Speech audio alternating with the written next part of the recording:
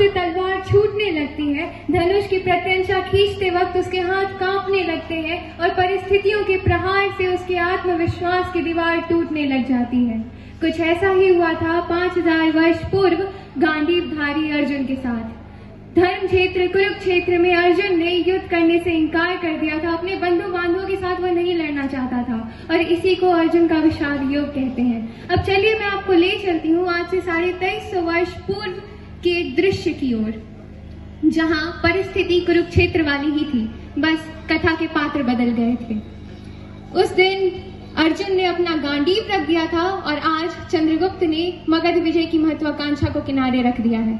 अर्जुन भाग्यशाली था जो उसकी परिस्थितियों को कृष्ण जैसा सारथी मिल गया और चंद्रगुप्त सौभाग्यशाली था जो उसे चाणक्य जैसे गुरु की तर्जनी ने मार्ग दिखा दिया। नमस्कार सक्सेस मिशन परिवार, मैं रीचा कक्षा 10वीं की छात्रा आज आप सभी के सामने चंद्रगुप्त और चाणक्य के बीच के एक संवाद को लेकर उपस्थित हुई हूँ। उस दिन धनानंद के राजभवन में चाणक्य ने अपनी खुली हुई शिखाओं पर हाथ रखकर सौगंध ली थी कि जब तक मैं नंदवंश का सर्वनाश नहीं कर देता तब तक मेरी ये शिखाएं काल सर्पणी की तरह खुली हुई रहेंगी। चाणक्य उन सभी को अपना शत्रु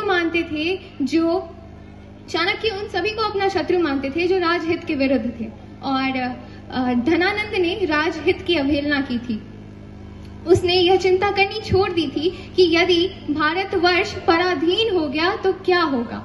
चाणक्य ने अखंड भारत का स्वप्न देखा था और इस स्वप्न को पूरा करने के लिए उन्हें आवश्यकता थी नंदवंश की आहुति की और इस आहुति के लिए उन्हें अग्निपुत्र की आवश्यकता थी और यह अग्निपुत्र कोई और नहीं चंद्रगुप्त मौर्य थे। आज वही चंद्रगुप्त युद्ध करने से इनकार कर रहा था जिसका अर्थ था उस अखंड भारत के स्वप्न की अकाल मृत्यु। चंद्रगुप्त अपने गुरु के सामने तड़प उठा। इस रक्त कांड के फलस्वरूप यदि पूरी पृथ्वी का राज भी मुझे मिल जाए तो इसका मैं क्या करूंगा। उन विधवा रानियों का विलाप व्यथित करता है मुझे। उन राजकुमारों के कटे फटे अंगों को देखकर मुझे असहनीय पीड़ा होती है और यह असहनीय पीड़ा मैं और नहीं सह सकता। मुझे क्षमा कर दीजिए गुरुदेव, मैं ये युद्ध और नहीं लड़ सकता, मुझे क्षमा कर दीजिए। चाणक्य सब कुछ मौन होकर सुनते रहे और फिर कह उठे, विषाद योग उत्पन्न हो रहा है तुम्हारे अंदर पुत्र, वो अर्जुन का विषाद योग। किंतु काशीराज यह विषाद योग अयोग्य है क्योंकि यह असमय उत्पन्न हो रहा है। अच्छा होता यदि तुम्हारे यह ज्ञान चक्षु युद्ध से पहले ही खुल गए होते।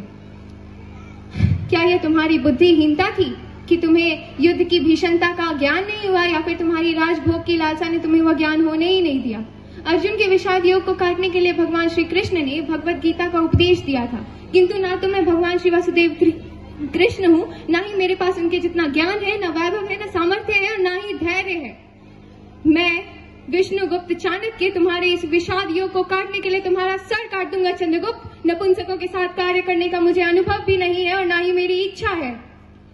तुम्हें उन विधवा नारियों का विलाप पीड़ा देता है पुत्र, और उन असहाय स्त्रियों के वैधव्य से तुम्हें पीड़ा नहीं होती जिनके पुरुषों को इन राजाओं ने राजधर्म के नाम पर काट के फेंक दिया। वो फूल जैसी कन्याएं जो इन राजाओं के अंधी हवस पर बलि चढ़ गई, उनके आंसुओं से तुम्हारा मीठा भोजन खाना नहीं हो जाता पुत्र। राजा होना सुखी होने का मार्ग नहीं है।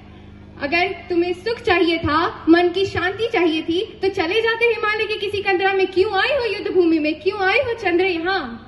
तुम्हारी महानता की आवश्यकता है मुझे, तुम्हारी इस क्षुद्रता, तुम्हारी इस कायरता की जरूरत नहीं है मुझे, और इस क्षुद्रता, इस कायरता को मैं अभी इसी क्षण अस्वीकार करता हूँ। यही थी एक कथा उस क्षण की जब चंद्रगुप्त मौर्य अपने मार्ग से भटक गए थे और चाणक्य ने अपनी कठोरता से, अपनी डांट से, अपनी फटकार से उनको सही मार्ग दिखाया था। हमें भी हमारे टीचर जैसे अरुण सर, प्रधान सर, साही सर, बीरोय सर, अशोक सर और भी सारे टीचर जब डांटते हैं तो बहुत बुरा लगता है, लेकिन हम यह नहीं समझ पाते कि उनकी यह डांट हमारे मार्गदर्शन के लिए कितनी ज्यादा आवश्यक है। मैं रीचा आज आपको यही एहसास दिलाने आई थी इस कथा के माध्यम से। मुझे धैर्यपूर्वक सुनने के लिए आपका आभार, धन्यवाद।